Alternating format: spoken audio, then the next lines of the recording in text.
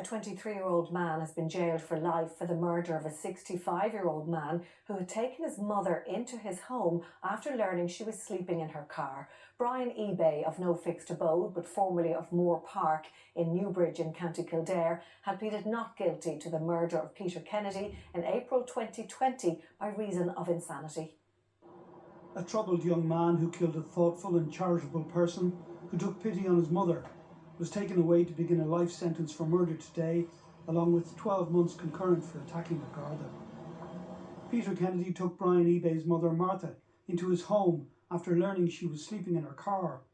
He also subsequently allowed Brian to move in, but called the Gardaí when the then teenager became aggressive and threatened him around Christmas 2019. Gardaí asked Brian Ebay to leave the house and he moved to a homeless shelter in Dublin.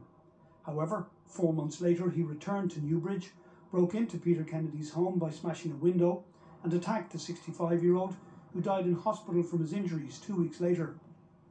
Brian Ebay later punched a Garda in the station after they tried to take DNA samples.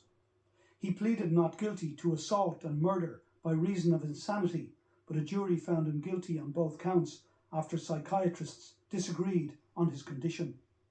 Peter Kennedy's sister today described her brother's murder as a cruel and terrifying end for a kind and gentle man.